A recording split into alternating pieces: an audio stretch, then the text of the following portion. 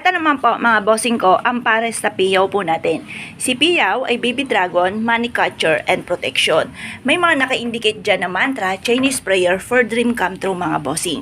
Ngayon po mga bossing, ito po ay mix po ang silver at ganon din po mga bossing ko ang gold at ganon din po mga bossing ko ang kulay pula.